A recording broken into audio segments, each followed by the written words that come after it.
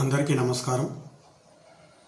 మధ్యయుగాల భారతదేశంలో ప్రభుత్వ భూసేకరణ గురించి మనం తెలుసుకుందాం. ప్రాచీన భారతీయ రచయితలకు చారిత్రక రచనాస్పృహ లేదనే అపప్రద ఉంది. కానీ భారతదేశ యుద్ధానంతరం నుండి కాశ్మీర్ రాజవంశాల చరిత్రను మనకు అందించిన కాశ్మీర్ రచయిత కల్హనుని రాజతరంగిణి ఇందుకు మినహాయింపు. ప్రాచీన కాశ్మీర్ ఆర్థిక, రాజకీయ, సాంస్కృతిక, సామాజిక జీవితాన్ని కల్హనుడు యథాతథంగా రాశాడు. అందువల్ల ప్రాచీన భారత ఇతిహాసాలను, మహాకావ్యాలను కేవలం కట్టుకథలని కొట్టివేయడం సరికాదు. అలాగని వాటిలో ఉన్నవన్నీ అక్షర సత్యాలు కావు. క్రీస్తు పూర్వము 1184లో కాశ్మీరు పాలించిన 3వ గోవిందరాజుతో మొదలుపెట్టి తాను రచన ముగించిన క్రీస్తు శకం 1149 వరకు చరిత్రను రాజతరంగంలో వివరించాడు. తన పూర్వపు రచనలను, రాజశాసనాలు, చారిత్రక దస్తావేజులు, రాజదాన పత్రాలు మొదలైనవి పరిశీలించి వాటిలోని అతిశయోక్తులను, పరస్పర విరుద్ధ అంశాలను తొలగించాకే నిజమైన చరిత్రను రాశానని కల్హనుడు చెప్పుకున్నాడు. రాజతరంగిణి పరిశోధిస్తే ప్రాచీన భారతంలో అభ్యుదయకర అంశాలు ఎన్నో ఉండేవని స్పష్టమవుతుంది. అందులో ఒకటి మచ్చుకు ప్రభుత్వ భూసేకరణ విధానం అప్పుడు ఎలా ఉందో ఒకసారి చూద్దాం.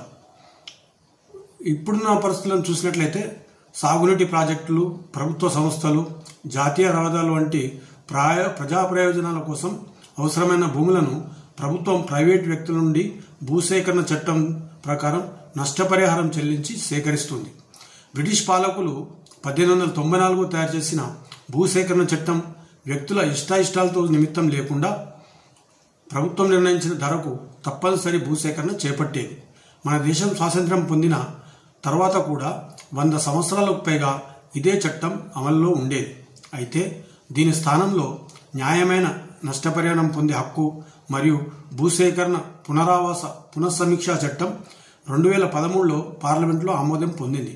ఈ చట్టం ద్వారా 3 ప్రధానమైన మార్పులను ప్రభుత్వం భూసేకరణ చట్టంలో ప్రవేశపెట్టింది.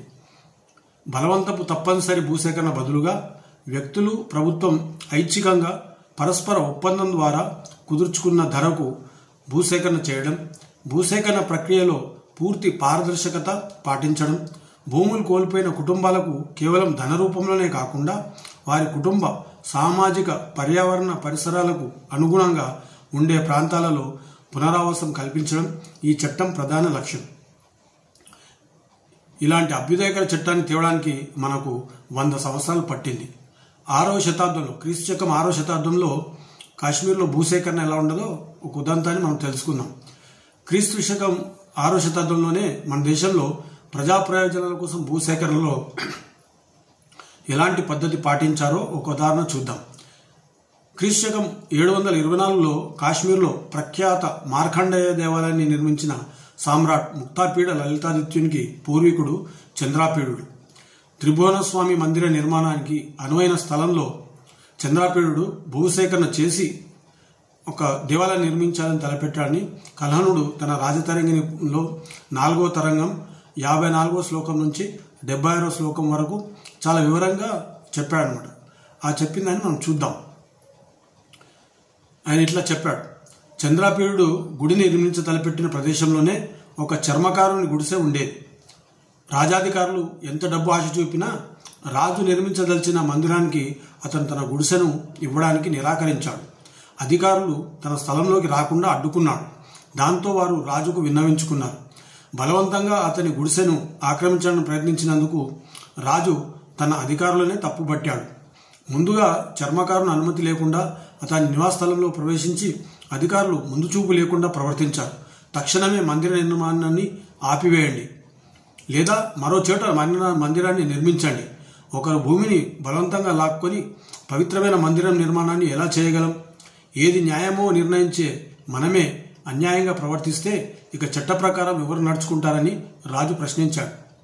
మరుసటి రోజు చంద్రాపీడుడు ఆ చర్మకారుని రాజభవనానికి పిలిచి, నీకు నీ ఇల్లు అంతగా ఇష్టమైతే దానికంటే పెద్ద భవంతిని గాని, పెద్ద మొత్తంలో డబ్బును గాని కోరుకో, ఇస్తాను అన్నాడు. అందుకు ఆ చర్మకారుడు బదిలిస్తూ, మహారాజా, మీకు మీ రాజభవంతి ఎంత ప్రీతిపాత్రమో నాకు నా మట్టి గుడిసే అంతే ఇష్టం. నేను పుట్టినప్పటి నుండి నా కష్టసుఖాలలో ఈ పూరి గుడిసె కన్నతల్లిలా సాక్షిభూతంగా ఉంది. దీనిని నేలమట్టం అవడం నా కల్లారా నేను చూడలేను. తాను నివసించే ఇంటిని కోల్పోయిన వ్యక్తి దురదృష్టాన్ని రాజ్యం కోల్పోయిన రాజు దురదృష్టంతోనూ, విమానంపై నుండి పడిపోయిన వ్యక్తి దుస్థితితోనూ పోల్చవచ్చు. ఏది ఏమైనా ఒకవేళ మహారాజు వారు నా పూరి గుడిసెకు స్వయంగా వచ్చి కోరితే సభ్యత పాటించి నేను నా ఇల్లుని ఇస్తానని అన్నాడు. మహారాజు అతని కోరిక మేరకు అతని గుడిసెకు వెళ్లి అడుగగా చర్మకారుడు తన గుడిసెను తగిన ధరకు స్వాధీనం చేశాడు.